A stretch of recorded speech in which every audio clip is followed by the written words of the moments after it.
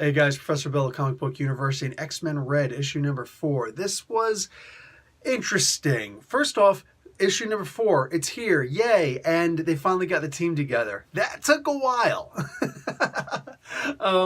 There was some interesting art in here. I'm not going to say that it was great, but at the same time, it had a lot of sex appeal. That's for sure. Like, there was a lot of sex appeal. This really felt like one of those old 90s comics, if you know what I'm saying? Or one of the, mid to late 80s comics where there was just a lot of cleavage and a lot of backside. I wasn't entirely disappointed. Anyway, like, seriously, all that silliness aside, it really was a call back to that era. I know people are going to complain about the art. People always complain about the new art styles. It is what it is. Me, myself, I'm trying to expand my palette of taste for the art and not just look at it as, well, this doesn't look like what it used to look like way back in the day. So I'm just trying to take the art in for what it is.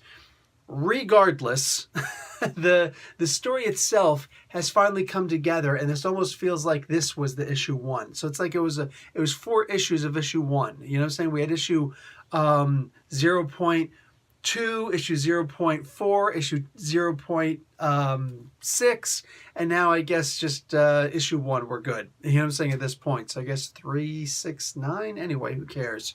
We're here.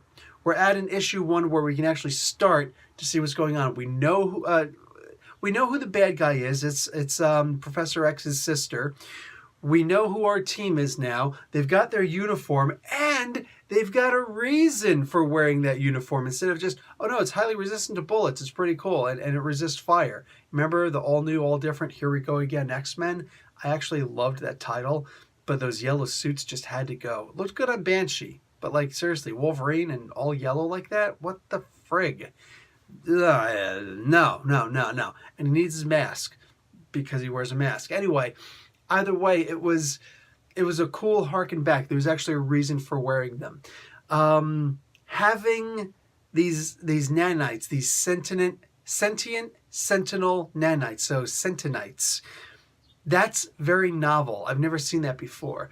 Also, Gentle has hope for actually being cured, still using his mutant powers, hopefully still having that vibranium on him because that looks really cool, but also being free of that pain that could potentially kill him and unlocking his true power. Sorry about that, camera ran out of storage. But like I was saying, so it looks like we could actually have a fully powered Gentle. He might wind up even being stronger than like Namor, which wouldn't be a bad thing. So stronger than Colossus?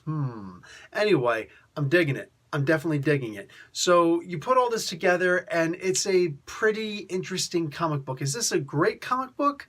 Brother, not by any means. You know what I'm saying? This is one of those comics that it feels like one really bad issue and it's just unforgivable, and then you just drop it. Like, I don't foresee this comic book going past issue 6, maybe issue 8, if they can't come up with a really good story. Now, there's an entire backdrop of setup here. There's more buildup in this comic than I've seen in a while. And the idea that Professor X's sister can actually just break into anybody's mind with these little sentinites, that's crazy. That's insane. So interesting, and all the work that it took to get rid of them. Like, Black Panther was even sitting there like, yeah, I don't know what to do. I'm lost. Like, wow.